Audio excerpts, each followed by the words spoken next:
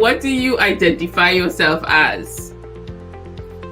Well, since we're here talking about being an influencer, well, truly, I mean, I'm a radio announcer and I'm a digital marketer.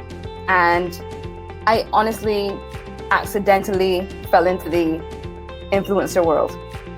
That's what happened because I started with my love for local brands and just sharing with people the things that I like and things that I found. And it just became a thing. And that's when people started reaching out to me and it was like, oh, can I hire you as an influencer? Oh, that's what I am? Okay, sure. No problem. That's how that happened. What's your story into the influencer space that you're in? How did this start? Okay, for me, because I love Instagram. Out of all the social media platforms, my favorite because I'm a visual person. I studied film, so there you go, visual person. I love images, I love videos, and I love to see things put together nicely. I love to see pretty things. So Instagram definitely was what I was drawn to, and I started to curate it more in the last few years. I love quotes, I love reading, I love locations, landscapes, and I love sharing anything that makes my life feel better, anything that makes me do better and live better. I always tend to share that naturally. So I thought to myself, why not curate the space? So then people would reach out and say, can I work with you to do something special for Mother's Day? Can I work with you to come and stay at my hotel and let's talk about the staycation package and reach out to locals? And so then it just became another stream of income. That the love for the product, you actually purchased these products before and just on your own started creating content for social media. Correct.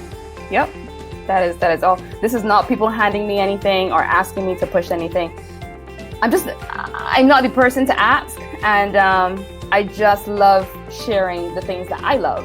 If I go somewhere and I really enjoy it, you're gonna see a whole lot of pictures up. I'm looking for content creators. My biggest issue is there's no proof of their capability. Right. Everybody wants to be a blogger, but nobody actually has a blog to showcase that they can blog in a space that is different to newspapers. Right, that's true. And what you've done is really great, because then there's no sort of, okay, what are you capable of? Because it's there. You can see it, and it's easier for me to say, I'm going to give you money because you showcase that you've invested in it. Mm-hmm. So kudos to you on doing it, and that's more than likely the reason why we're having this conversation as well.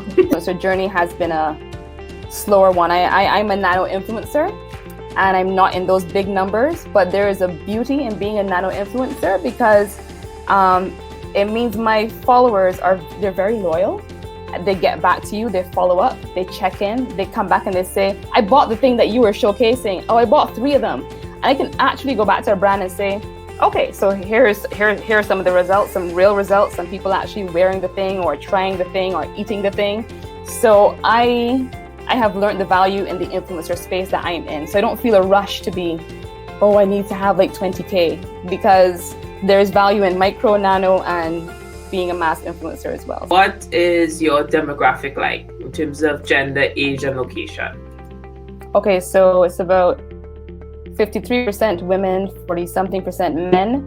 The main age group is 35 to 44. Secondary would be 25 to 34. And countries would be Barbados and the United States, but mainly Barbados.